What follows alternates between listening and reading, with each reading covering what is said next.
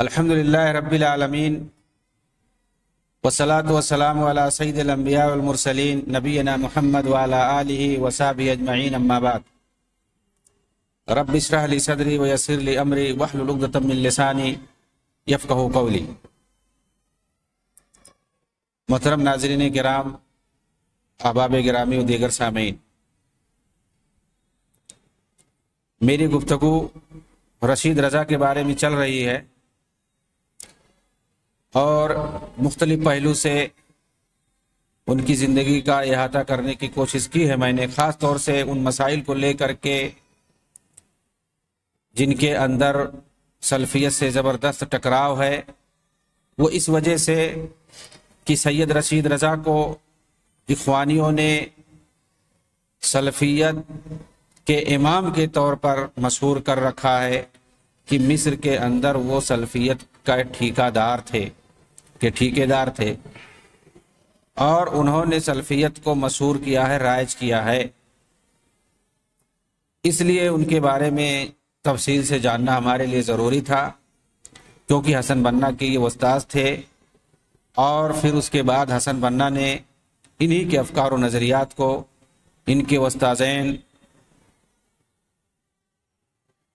جمال الدین افغانی اور محمد عبدہ کے افکار و نظریات کو انہوں نے عالم اسلامی کے اندر پھیلانے کی کوشش کی، اور پھر ان کی جماعت کے ذریعے سے، اخوان المسلمون کے ذریعے سے انہی افکار و نظریات کو پھیلانے کی کوشش کی جا رہی ہے۔ سید رشید رضا کے بارے میں ہم نے بہت کچھ جانا، آئیے ہم سمجھتے ہیں کہ خلافت کے تعلق سے ان کا کیا نظریہ تھا۔ علامۃ الشام شیخ عبد الرحمن الکواکبی نے اپنی کتاب تبایع الاستبداد کے اندر ترکوں کو غاصب اور ظالم بتایا ہے۔ چونکہ یہ شام کے تھے اور شام میں ترکوں نے بڑا ظلم کیا تھا، تو اس وجہ سے انہوں نے جو دیکھا ہے اپنی تجربے سے اسے انہوں نے بیان کرنے کی کوشش کی، اور تبایع الاستبداد بہت ہی ان کی خطرناک کتاب ہے۔ ان کی اسی مخالفت کی وجہ سے ترکی حکومت انہیں دھوکے سے مارنا چاہتی تھی، مگر وہ استنبول کبھی نہیں گئے، پھر بھی قاہرہ کے اندر انہیں زہر دے کر مار دیا گیا۔ یہ عبد الرحمن الکواکبی، علامہ کواکبی کے اسی کتاب سے متاثر ہو کر شیخ محمد رشید رضا نے الخلافہ والامامۃ الکبریٰ نامی کتاب لکھی تھی، جس میں خلافت کو ترکوں سے عربوں کی طرف منتقل کرنے کی انہوں نے بات کی ہے۔ خلافت کو ختم کرنے کی وجہ سے مصطفیٰ کمال اتا ترک کو انہوں نے ملحد کہا ہے، اور خلافت کے لیے دوبارہ کوشش کرنے کی انہوں نے بات کی ہے۔ چنانچہ آپ کے شاگرد رہے حسن بنا نے اسی کا فائدہ اٹھاتے ہوئے 1928 کے اندر جو جماعت قائم کی تھی، اس کا ایک بنیادی مقصد خلافت قائم کرنا بھی تھا، بتایا جاتا ہے جیسا کہ، ورنہ 90 سال سے یہ لوگ کوشش کر رہے ہیں اور بہت ساری جگہوں پر انہوں نے اقتدار پر قبضہ بھی کیا، مگر وہاں کی حالت کو اور انہوں نے بدتر بنا دیا۔ یعنی کرسی پانے کے بعد، اقتدار اور سیادت پانے کے بعد، یہ لوگ اس ملک کو مزید بدتر بنا دیتے ہیں۔ خلافت اور اسلامی حکومت تو دور کی بات ہے، جس طرح کی پہلی حکومت ہوتی ہے اس سے بھی بری حکومت یہ لوگ وہاں پر کر دیتے ہیں، ہر طرح کے اعتبار سے، ظلم کے اعتبار سے اور نظام حکمرانی کے اعتبار سے، کہ یہ لوگ پورے طور پر ڈیموکریسی کا جو مفہوم ہوتا ہے، عام مفہوم ہوتا ہے، وسیع معنی میں اس طرح یہ لاگو کرنے کی کوشش کرتے ہیں۔ اور ڈیموکریسی اور جمہوریت عام مفہوم میں اپنے وسیع تر معنی میں یہ ہوتا ہے کہ ہر آدمی آزاد ہے، وہ جو چاہے وہ کرے، اور کئی ایک اخوانیوں کی طرف سے اس بات کی صراحت موجود ہے کہ آدمی آزاد ہے، کوئی چاہے تو اسلام میں داخل ہو، کوئی چاہے تو کفر کر لے، کافر ہو جائے۔ حتیٰ کہ بعض اخوانی تو بڑی ڈھٹائی سے قرآن کریم کی آیت کی غلط تفسیر کرتے ہیں اور کہتے ہوئے ایسے پائے گئے ہیں، فمن شاء فلیکفر ومن شاء فلیؤمن، اس طرح کی بات کہتے ہیں کہ قرآن میں ہے کہ جو چاہے کفر کرے، جو چاہے ایمان لائے۔ حالانکہ یہ نہیں وہ بتاتے ہیں کہ اس کے اندر دھمکی مراد ہے، کہ دھمکی مراد ہے کہ اگر جو کفر کرنا چاہے کر لے، بعد میں پتہ چلے گا اللہ تعالیٰ اس کو آخرت میں مزہ چکھائے گا۔ تو یہ دھمکی کے انداز میں اس طرح سے بات کہی گئی ہے، ایسی آیتوں سے یہ لوگ استدلال کرتے ہیں اور اس کو اختیاری معنی میں لے جاتے ہیں کہ جو چاہے کفر کرے، جو چاہے ایمان لائے، ہر ایک کو آزادی ہے، اور آدمی آزاد ہے اپنا جو چاہے وہ کرے۔ حتیٰ کہ یوسف قرضاوی کی یہ ویڈیو موجود ہے کہ الحریہ مقدمہ علی تطبیق شریعہ، شریعت کو تطبیق دینے اور اس کو لاگو کرنے سے مقدم ہے کیا چیز؟ آزادی ہے۔ یعنی آزادی ہر آدمی کو حاصل ہونی چاہیے، شریعت کی تطبیق اور شریعت کو لاگو کرنا یہ بات کا مسئلہ ہے۔ راشد غنوسی جو تیونس کے اخوانیوں کے بہت بڑے لیڈر مانے جاتے ہیں، انہوں نے کیا کہا کہ جو چاہے نماز پڑھے، جو چاہے کنیسہ میں جائے، جو چاہے مسجد میں جائے، جو چاہے شراب پیے، جو چاہے پردہ کرے، جو چاہے نہ کرے، اس میں حکومت کا کوئی دخل نہیں ہے، ہر شخص شخصی طور پر آزاد ہے، اس کو اختیار ہے، جو چاہے وہ کرے۔ حکومت کا کام ہے لوگوں تک سہولیات کا پہنچانا، لوگوں تک سہولیات کا فراہم کر دینا، یہ حکومت کا کام ہے۔ شخصی طور پر، فکری طور پر آدمی آزاد ہے، آدمی جو چاہے وہ خیال رکھے، جو چاہے جیسا فکر و عقیدہ نظریہ رکھے، کوئی مسئلہ نہیں ہے، جو چاہے وہ کرے، مطلب عبادات میں اعمال میں جو چاہے وہ کرے، کچھ بھی کر سکتا ہے، مطلب دوسرے کے خلاف، کسی فرد کے خلاف کوئی قدم نہیں اٹھا سکتا ہے، ورنہ وہ آزاد ہے، جو چاہے وہ کرے۔ حالانکہ اسلامی ریاست میں ایسا نہیں ہوتا ہے۔ اور اسی طرح سے محمد مرسی سے جب پوچھا گیا کہ تمہاری حکومت آ گئی ہے، اب حدود اور قصاص نافذ کرو گے، اسلامی شریعت نافذ کرو گے یا نہیں کرو گے؟ تو کہا حدود قصاص کیا ہوتا ہے، یہ تو پرانی باتیں ہیں، اس دور میں ایسا ممکن نہیں ہے، اور جہاں تک شریعت نافذ کرنے کی بات ہے تو اس وقت ممکن نہیں ہے۔ ہمارے سامنے 1923 کا پرانا دستور موجود ہے، مصری دستور موجود ہے، اور ہمارے سامنے پارلیمانی نظام ہے، وہی پارلیمنٹ ہماری شریعت ہے، وہی سب کچھ قانون بنے گا۔ عوام کو اقتدار حاصل ہے، عوام کو اختیار ہے، وہ جو چاہے وہ فیصلہ کرے، نعوذ باللہ۔ یعنی عوام کو انہوں نے اختیار دے دیا کہ جو قانون انسان نے بنا دیا اسی کو لاگو کریں گے۔ اور دوسری طرف دیکھیے ان لوگوں کی کہ ایک طرف قرآن کی آیت پڑھیں گے وَمَن لَّمْ يَحْكُم بِمَا أَنزَلَ اللَّهُ فَأُولَٰئِكَ هُمُ الْكَافِرُونَ، یہ دوسروں کے لیے، یعنی آیت بھی اس کی غلط تفسیر کرتے ہیں اور وہاں پہ صریح کفر مراد لیتے ہیں، اسلام سے خارج کر دیتے ہیں، لیکن وہ کس کے لیے ہے؟ دوسرے مسلمان حکمرانوں کے لیے ہے۔ لیکن اگر کوئی ان کا اخوانی حاکم ہو جاتا ہے، ان کا کوئی اخوانی کسی ملک کا سربراہ بن جاتا ہے، تو اس کے لیے یہ آیت نہیں ہے، اس کے لیے یہ نہیں ہے۔ اپنا جو اخوانی آ گیا تو وہ کچھ بھی کرے، وہ یہودیوں کا پارلیمنٹ پکڑ لے، وہاں سے قانون بنائے، ان کے لیے وہی جائز ہے، اور ان کے یہاں وہ شریعت وریعت کچھ نہیں ہے۔ شریعت کب تک ان کی یہاں رہتی ہے؟ پوری تجربے کی بات بتا رہے ہیں آپ۔ ان کی کئی جگہ حکومت آئی ہے، انہوں نے حکومت باقاعدہ کیا ہے، ایسا 1 سال 2 سال کا مسئلہ نہیں ہے، 4 سال 15 سال 20 سال انہوں نے حکومت کی ہے اخوانیوں نے، لیکن کہیں پر انہوں نے شریعت لاگو نہیں کیا، کہیں پر انہوں نے حدود اور قصاص کا نفاذ نہیں کیا، مطلب کوئی چیز نہیں، بلکہ بدتر سے بدتر انہوں نے حکومت کی ہے۔ جمہوریت کا، جیسا کہ میں نے بتایا، یورپ اور انگریزوں کا، یہودیوں کا بنایا ہوا جو نظام ہے ڈیموکریسی، اس کے وسیع تر مفہوم میں انہوں نے عمل کیا ہے۔ اور وہی حکومت اگر کوئی دوسرا جب کرتا ہے تو کہتے ہیں کہ وہ طاغوت ہے، وہ اب انسانوں کا بنایا ہوا نظام جو ہے وہ لاگو کر رکھا ہے، اللہ کا بنایا ہوا قانون نہیں نافذ کر رہا ہے۔ لیکن جب اپنی باری آتی ہے تو بہت بڑا خلیفۃ المسلمین ان کے یہاں بن جاتا ہے، مرشد بن جاتا ہے۔ تو یہ ان لوگوں کی دوغلا پالیسی ہے۔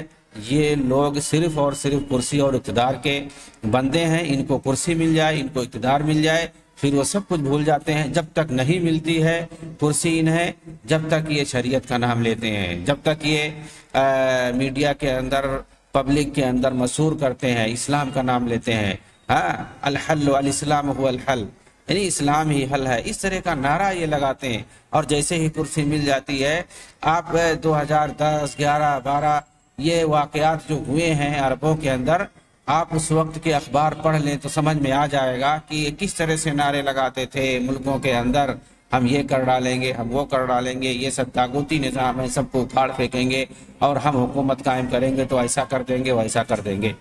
5 سال 8 سال ہو گئے، ان لوگوں نے کیا کیا؟ جہاں جہاں ان کی حکومتیں آئیں، جہاں جہاں انہوں نے نظام کو درہم برہم کیا، آخر کیا انہوں نے کر لیا؟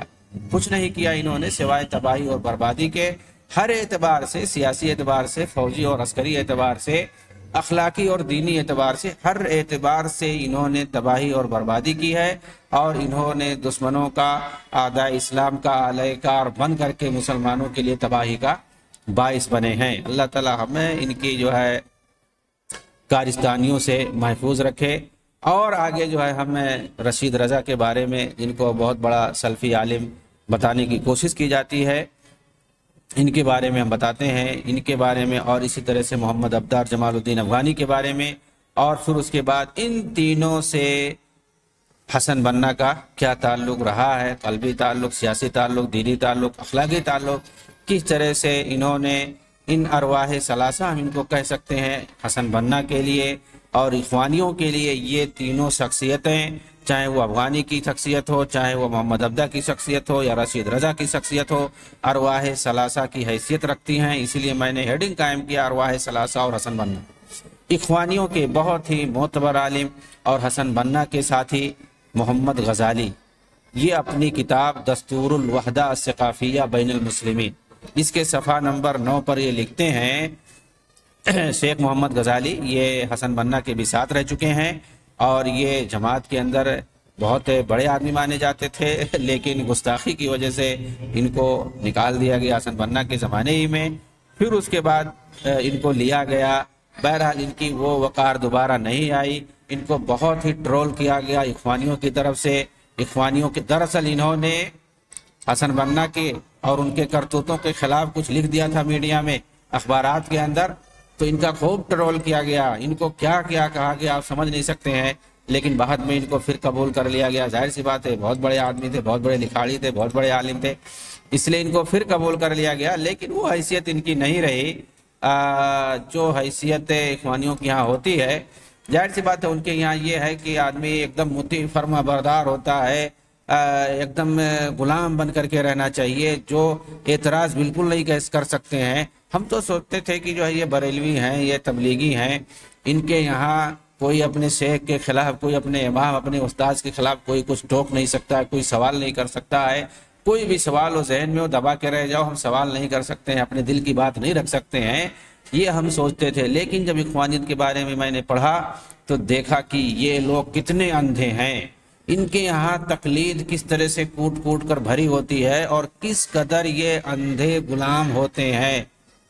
یہ اپنے مرشدوں کے بارے میں، اپنے سربراہوں کے بارے میں ان سے بڑا جو ہوتا ہے، کئی سٹیپ ہوتے ہیں ان کے یہاں، تو اگر ان کا کوئی سینئر ہے، کچھ بھی نہیں یہ لوگ بول سکتے ہیں، نہ اس کو ٹوک سکتے ہیں، نہ اس کو غلط کہہ سکتے ہیں، اس کی غلط باتوں کو یہ لوگ اچھال نہیں سکتے ہیں، اس نے جو برائی کیا ہے، اس نے جو غلط کیا ہے، یہ کچھ نہیں کہہ سکتے ہیں۔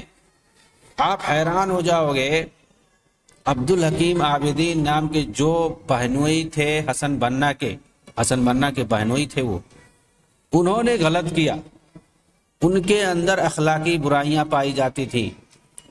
احمد سکری اور اس طرح سے کچھ لوگوں نے ان کا بھانڈا پھوڑا اور بتایا کہ بھائی یہ برائی ان کے یہاں پائی جاتی ہے، لیکن جب ان کا بھانڈا پھوڑا گیا، کون لوگ؟ جو حسن بننا کے بالکل ساتھ تھے شروع ہی سے، بلکہ 1928 سے پہلے ہی سے بچپن کے دوست تھے، اور پھر اس کے بعد جماعت قائم ہونے کے بعد ساتھ میں رہے، ان لوگوں نے ان کا بھانڈا پھوڑا اور ان کے بارے میں بتایا کہ ان کی وجہ سے جماعت کی بدنامی ہو رہی ہے، یہ بد اخلاق ہیں، ایسا ہے ویسا ہے، ان کو جماعت سے نکالا جائے۔ جماعت سے نکالنے کے لیے ان لوگوں نے مہم چلا دی تھی، جن لوگوں نے مہم چلائی سب کو نکال دیا گیا جماعت سے، اور عبدالحکیم عابدین جو کہ حسن بننا کے بہنوئی تھے، उनको उसी जगह पे बाकी रखा गया, मकतबुल इरशाद के अंदर उनको बाकी रखा गया, निकाला नहीं गया ऐसे आदमी को, ऐसे फासिक और फाजिर आदमी को। जब वक्त आएगा तो मैं बताऊंगा उसकी पूरी तफसील क्या रही है। तो ये इनके यहाँ क्या कदर होती है कि जब कोई क़ियादत जिसे ये लोग कहते हैं, कोई मुर्शिद है, कोई बड़ा है इनके यहाँ जो, उसके खिलाफ अगर कोई बोल दे, उसके मंशा के खिलाफ, उसकी रगबत और ख्वाहिश के खिलाफ, तो उसके लिए कोई जगह नहीं है। वो गलत बोल रहा है, सही बोल रहा है, उसका एतराज़ कैसा भी है, उससे हमें लेना देना नहीं है। तो इन्होंने तो शुरू में हसन बन्ना के ज़माने ही में ऐसे लोगों को साइड में लगा दिया है। तो आजकल अगर कोई एतराज़ करेगा तो उसकी क्या हैसियत होगी? वो एतराज़ सही हो गलत हो, इससे नहीं लेना देना है, बस आँख बंद करके रहो। क्या वो लोग कर रहे हैं, क्या हो रहा है, क्या नहीं हो रहा है, जो हुक्म आ गया उसको हमें करना है आँख बंद करके। तो मैं ये बता रहा था कि तबलीगियों के यहाँ, बरेलियों के यहाँ ये सब कहने की बात है कि ये लोग बड़े अंधे मुकल्लिद होते हैं, ये कुछ एतराज़ नहीं कर सकते हैं, कुछ कहते नहीं हैं, बस ये सिर्फ सुनने के लिए बने हैं, सुन लो फिर अमल कर लो बस। तो ये सिर्फ हम जानते थे। लेकिन इख्वानियों के यहाँ जब आप घुस करके देखोगे, इनको पढ़ोगे, इनकी तारीख जब जानने की कोशिश करोगे, तो ये समझ में आएगा कि इनसे बड़ा अंधा मुकल्लिद, इनसे बड़ा ताबे और फरमा बरदार कोई नहीं होता है। जिस तरह से ये अपने आकाओं की फरमा बरदारी करते हैं, अंधा होकर के, अंधा गुलाम बन करके, कोई एतराज़ नहीं कर सकते हैं। एक एक से मतलब बलंडर इनके यहाँ मौजूद हैं, लेकिन ये कभी उसके खिलाफ बोल नहीं सकते हैं, चाहे इस्लाही घर से हो, इस्लाही के घर से हो, लेकिन ये लोग नहीं बोल सकते हैं। तो मैं बात कर रहा था मोहम्मद गजाली के बारे में। उन्होंने क्या लिखा है हसन बन्ना के ताल्लुक से कि इनका अरवाह सलासा के साथ क्या ताल्लुक रहा है। कहते हैं कि हसन बन्ना शेख मोहम्मद अब्दा और शेख रशीद रजा के मनहाज से अच्छी तरह वाकिफ थे और रशीद रजा से इल्मी बहस भी करते थे और उन दोनों के इल्मी कारनामों से इस्तिफादा भी करते थे। गजाली अपनी एक दूसरी किताब इलल व अदविया की सफ़ा नंबर 122 के अंदर लिखते हैं, इन रिजाल सलासा, ये अरवाह सलासा की बात मैं कर रहा हूँ, इन रिजाल सलासा जमालुद्दीन अल अफ़गानी व मोहम्मद अब्दा व रशीद रजा हुम कादतुल फिक्रुल वाई अज़्ज़की फिल कर्निल अखीर। ये जो आखिरी सदी है, यानी मतलब वो मौजूदा सदी 20वीं सदी को मुराद ले रहे हैं। ये 20वीं सदी जो है, इस सदी के अंदर फिक्री मैदान के शहसवार थे ये तीनों। कौन? जमालुद्दीन अफ़गानी, मोहम्मद अब्दा और रशीद रजा। आगे कहते हैं कि फिर मैंने उस्ताद बन्ना को देखा, अश-शिहाब अखबार निकालने लगे जिसमें वो तफसीर का बाब भी लिखते थे। सूरे रात से उसका इफ्तिताह किया, सूरे रात से इफ्तिताह किया उन्होंने। मैंने पूछा तफसीर की इब्तिदा यहाँ से क्यों आपने की है? जाहिर सी बात है, कोई तफसीर लिखेगा तो वो सूरे फातिहा से, सूरे बकरा से इफ्तिताह करेगा। तो इन्होंने कहाँ से इफ्तिताह किया? सूरे रात से किया। तो कहा, मैंने पूछा भाई यहाँ से आप क्यों तफसीर कर रहे हैं? तो हसन बन्ना ने जवाब दिया, मेरे शेख कबीर मोहम्मद रशीद रजा ने तफसीर को यहीं पर ख़त्म किया था, यानी सूरह यूसुफ तक उन्होंने की थी। कहा इसलिए मैं यहाँ से कर रहा हूँ। मैंने दिल में कहा अजीम शख्सियतों को अजीम शख्सियतें ही समझती हैं। ये मोहम्मद गजाली कह रहे हैं, जो उनके साथी हैं हसन बन्ना के। इख्वानियों में इनकी बड़ी कदर है। इसी तरह इख्वानी मकतबे फ़िक्र को आप देखेंगे अगर, तो ये लगेगा कि मुकम्मल तौर पर अल-मनार मकतबे फ़िक्र, अल-मनार जब बोला जाता है तो मतलब यही कि मोहम्मद अब्दा और रशीद रजा के जो अफकार हैं उसके हिसाब से ये मुकम्मल तौर पर अल-मनार मकतबे फ़िक्र का इम्तिदाद और नतीजा है। कौन? इख्वानी मकतबे फ़िक्र जो है, ये अल-मनार मकतबे फ़िक्र का इम्तिदाद और नतीजा है। अलबत्ता दोनों में फ़र्क ये है कि इख्वानी मकतबे फ़िक्र सिर्फ इल्मी हल्के ही तक महदूद नहीं रही, जिस तरह से कि अल-मनार मकतबे फ़िक्र जो है वो इल्मी हलकों तक महदूद थी, बल्कि ये इसे अवामुन्नास तक फैलाया गया और इस फ़िक्री मनहज को अवामी सतह तक लाया गया, अवामी सतह तक इसको लाया गया और दूर दूर तक इसको फैलाया गया, इसकी तरवीज की गई। تو یہ سید رشید رضا تھے، ان کے بارے میں بہت ساری باتیں بتائی گئی۔ وقت کے بہت بڑے عالم شیخ مقبل الوادعی، ان کا تبصرہ کیا ہے رشید رضا پر، جو کہ حسن بنا کے خاص استاد تھے۔ مشہور سلفی عالم دین شیخ مقبل بن ہادی وادعی نے ان کے بارے میں کہا ہے کہ پہلے یہ جاننا ضروری ہے کہ میرے اور محمد رشید رضا کے درمیان کوئی دنیاوی دشمنی نہیں ہے۔ وہ شام کے ہیں، میں یمن کا ہوں، ہمارے درمیان اسلامی رابطہ ہے۔ ہاں، میں نے ان کی جمال الدین افغانی اور محمد ابدا اور ان کے راستے پر چلنے والوں کے یہاں کچھ ایسی غلطیاں دیکھی ہیں کہ جن سے میرا دل تڑپ اٹھا اور ان پر خاموشی مناسب نہیں سمجھا۔ ہاں، یہ میں جانتا ہوں کہ رشید رضا بدعتی صوفیوں اور رافضیوں کے خلاف بعد میں لکھا، مگر یہ واضح رہے کہ اس کے باوجود بھی وہ مذہب سلف پر قائم نہیں تھے کہ اللہ اور اس کے رسول کی طرف سے جو بھی آئے اسے بغیر کسی تعویل، تحریف اور صحیح حدیثوں کو ضعیف کیے بغیر قبول کر لیا جائے، جبکہ یہ ساری چیزیں موصوف میں پائی جاتی ہیں۔ پھر اگر مجھ سے پوچھا جائے کہ جمال الدین افغانی، محمد ابدا اور رشید رضا میں سے کون زیادہ خطرناک ہے، یہ بہت ہی غور سے سننے والی بات ہے۔ کہتے ہیں کہ اگر ان تینوں شخصیتوں میں سے پوچھا جائے مجھ سے کہ کون زیادہ خطرناک ہے تو میں کہوں گا کہ رشید رضا، کیونکہ وہ حدیث کے عالم تھے اور اسی لیے انہوں نے اس علم کے باوجود سنت کا انکار کیا اور لوگوں پر معاملے کو مشکوک بنا دیا۔ آگے کہتے ہیں اس وقت یہ مشہور کیا جا رہا ہے کہ جمال الدین افغانی، محمد ابدا مصری اور رشید رضا یہ مجددین دین و ملت اور مفکرین اسلام میں سے ہیں، اسی لیے انہیں خوب پڑھا گیا اور ان پر ردود بھی لکھے گئے اور ان کی گمراہیاں بیان بھی کی گئیں۔ پھر لوگوں پر ان کی گمراہیاں واضح ہوئیں اور ان کے اعتزالی خرافات سامنے آئے۔ اب تو ان کی گمراہیاں اہل سنت علماء کے نزدیک بالکل عیاں ہے۔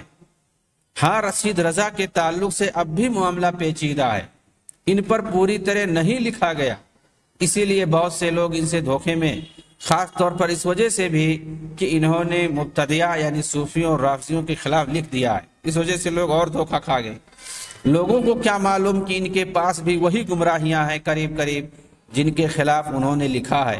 سچ کہا ہے مروان بن محمد تاتری نے جب انہوں نے قاضی عیاض کی سوانے میں اپنی کتاب ترتیب المدارک کے اندر لکھا، ثلاثۃ لا یؤتمنون الصوفی والقصاص والمبتدع یرد علی المبتدع، تین لوگوں پر بھروسہ نہیں کرنا چاہیے، صوفی، قصہ گو اور وہ بدعتی جو بدعتیوں کے خلاف لکھے۔ بہت سے لوگ یہ سمجھ بیٹھے ہیں کہ رشید رضا نے اپنے شیخ محمد ابدا کی مخالفت کی ہے بہت ساری چیزوں میں۔ اس پر شیخ مقبل وادعی کہتے ہیں ایسے لوگوں سے میرا سوال ہے، کیا رشید رضا نے اپنے استاذ کی طرح ان حدیثوں کو رد نہیں کر دیا جو ان کی خواہشات کے مطابق نہیں تھی؟ کیا رشید رضا نے محمد ابدا کے منہج کو نہیں چھوڑ دیا؟ کیا رشید رضا نے محمد ابدا کے منہج کو کبھی چھوڑا؟ آپ دیکھیں گے کہ تفسیر المنار کے اندر سورہ نساء کی آیت نمبر 125 تک کہ جہاں تک محمد ابدا کی تفسیر ہے، اس کے بعد جب رشید رضا نے تفسیر کرنا شروع کی ہے بالکل اپنے استاذ ہی کے منہج پر قائم رہے اور ان حدیثوں کو ضعیف بتایا جو ان کی خواہشات اور عقل کے مطابق نہیں تھی۔ مزید یہ کہ کیا رشید رضا نے جب اپنے شیخ کی تفسیر کو تفسیر المنار کے اندر جمع کیا تھا تو کیا ان صحیح حدیثوں کی طرف اشارہ کیا جنہیں ان کے استاذ نے ضعیف کر دیا تھا؟ عقائد میں حدیث آحاد کو رد کرنے میں کیا رشید رضا نے اپنے استاذ کے مذہب کو چھوڑا، وہ مذہب کی جس سے پورے دین پر تان و تشنیع لازم آتا ہے؟ اس خطرناک عقلانی مذہب پر بہت پہلے سے علماء سلف نے رد کیا ہے۔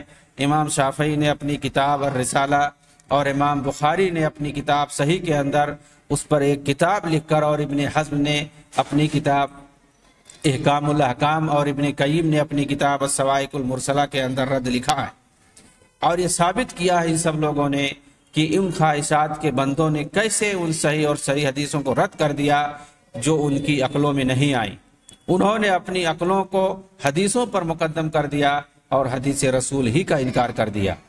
ان سب سے ثابت ہوتا ہے کہ محمد رشید رضا نے تفسیر بالرائے میں अपने शेख मोहम्मद अब्दा के मनहज से इनहिराफ कभी नहीं किया है, बल्कि उसी अकलानी मनहज को मिनो अन इन्होंने अपना लिया है। हाँ, इन्होंने अपनी ख्वाहिशात के मुताबिक हदीसों से इस्तिदलाल ज्यादा किया है, बल्कि इनके अंदर कबाहत मजीद बढ़ जाती है कि इन्होंने अपने कौल को साबित करने के लिए सूफियों और राफजियों के अकवाल से भी इस्तिदलाल किया है, अगर उनके ख्वाहिशात के मुताबिक हैं। सैयद रशीद रजा से मुझे ज्यादा ताज्जुब हुआ, क्योंकि उन्हें सुन्नत से काफी वाकफियत थी, मगर अफगानी और अब्दा की अकलानियत का दीवाना होकर के ख्वाहिशात के बंदे ये भी बने रहे। आगे कहते हैं कि मुझसे पूछा गया कि आपने अपनी किताब अस्सहीहुल मुस्नद मिन दलाइल नबुव्वा के अंदर गुमराह कुन अकाइद के हामिल लोगों के साथ रशीद रजा को शामिल क्यों किया, हालांकि वो तो मशहूर सलफी आलिम हैं। तो मैंने कहा उनकी किताब तफसीरुल मनार और मजल्ला अल मनार पढ़ ले, सब समझ में आ जाएगा। उस वक्त कहेंगे कि शेख की ऐसी सल्फियत को आखिरी सलाम हो। उनकी तहरीरों को पढ़ने से आपको पता चल जाएगा कि शेख सल्फियत से बहुत दूर थे। मैं मशवरा दूंगा कि लोग डायरेक्ट उनकी तहरीरों को पढ़ें, उसी वक्त समझ में आएगा कि मौसूफ सल्फियत से और सल्फियत मौसूफ से किस तरह बरी है। शेख मुकबिल वादई मजीद लिखते हैं कि बहुत से लोग मोहम्मद रशीद की सल्फियत का दिफा करते हैं, जबकि ये एक तहसील हासिल चीज़ है। दज्जाल से मुतालिक सारी हदीसों को जमा कर दिया गया है, उलमा ने उसके मुतवातिर होने का हुक्म लगाया है। इमाम महदी से मुतालिक सारी हदीसों को जमा कर दिया गया है, उलमा ने उसके मुतवातिर होने का हुक्म लगा दिया है। इब्ने खल्दून के जरहो कद का कोई एतबार नहीं है, बल्कि इल्म हदीस में उनकी कम इल्मी की दलील है। इसी तरह शक्के कमर से मुतालिक सारी हदीसों को जमा कर दिया है, उलमा ने उसके भी मुतवातिर होने का हुक्म लगाया है। और ये सारी चीज़ें दलाइल नबुव्वा का हिस्सा हैं, जिस पर मैंने अपनी जामे किताब सहीहुल मुस्नद मिन दलाइल नबुव्वा के नाम से लिखी है, और इसके अंदर उन सारी चीज़ों की मैंने वजाहत कर दी है। और मुझे यकीन है कि जमालुद्दीन अफगानी और उनके मनहज पर चलने वाले सारे लोग असर हाजिर में इस्लाम के लिए एक बहुत बड़ी मुसीबत हैं। इल्मी मैदान में बहुत बड़ा जुर्म किया है इन लोगों ने, बल्कि आदाए इस्लाम और अकल परस्त मुस्लिम फलासफा के लिए बहुत बड़ा दरवाज़ा खोल दिया है सुन्नतों पर तानो तसनी करने के लिए। लेकिन अल्लाह का शुक्र है कि मिस्री नौजवान अब जाग चुके हैं और उन्हें ये पता चल गया है कि इनकी दावत दीन के लिए पुरखतर और इसे मिटाने के लिए बर्पा की गई थी। और हम जबकि आइम्मे हुदा जैसे असलाफ की तकलीद नहीं करते, तो आखिर आंख बंद करके इनकी तकलीद कैसे कर सकते हैं। और ये अल्लाह का बहुत बड़ा फजल है कि उसने हमें अंधी तकलीद से महफूज रखा। सैयद रशीद की अल मनार और सैयद कुतुब की तफसीरुल मनार के मुकाबले कहीं हल्का और कमतर है। इसीलिए सैयद रशीद की अल मनार और सैयद कुतुब की अज़्ज़िलाल के दरमियान शेख मुकबिल ने मुकारना करते हुए कहा कि सैयद कुतुब की तफसीर अज़्ज़िलाल बिदातो इन्हिराफ के एतबार से सैयद रशीद की तफसीरुल मनार के मुकाबले कहीं हल्का और कमतर है। इसीलिए शेख अल मनार को गुमराह कुन तफासिर में शुमार करते हैं। अलबत्ता उम्मत पर नुकसान के एतबार से दोनों खतरनाक हैं। ये बताते हैं कि जैसे अल मनार खतरनाक है नुकसान के एतबार से उम्मत के लिए, उसी तरह से अज़्ज़िलाल भी खतरनाक है।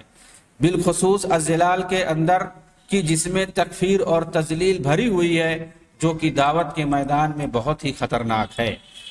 लेकिन उमूमी तौर पर शेख मुकबिल के नज़दीक दोनों तफसीरों में यानी अल मनार और अज़्ज़िलाल में ज़्यादा खतरनाक अल मनार है बिदात और इन्हिराफ के एतबार से। लेकिन दावत के मैदान में ये कहते हैं कि फी जलाल कुरान जो सैयद कुतुब की है वो ज़्यादा ख़तरनाक है, क्योंकि इसमें तकफीर और तजलील भरी हुई है। इसमें समाज को, मुस्लिम समाज की तकफीर की गई है। तो इस तरह से बहुत बड़े आलिम दीन सलफ़ी आलिम शेख मुकबिल वादई रहमतुल्लाह अलैह की का ये मनहज है। किसके बारे में? शेख रशीद रज़ा के बारे में उनका ये तबसरा है। उन्होंने इस तरह से तबसरा किया है इनके बारे में, तो आप समझ सकते हैं कि उनका मनहज किस तरह से रहा होगा और किस तरह से वो सल्फियत के दायरे से खारिज हैं سلفیت سے ان کا کوئی تعلق نہیں ہے، وہ محمد عبدہ کے شاگرد ہیں، جمال الدین افغانی کے شاگرد ہیں، اور انہی کے افکار کو انہوں نے پھیلایا ہے۔ یہ لوگ عقلانی تھے، عقل پرست تھے، تو ان کو ہم معتزلی اور عقل پرست کہہ سکتے ہیں، سلفی کبھی نہیں کہہ سکتے ہیں۔ وآخر دعوانا ان الحمدللہ رب العالمین، والسلام علیکم ورحمۃ اللہ وبرکاتہ۔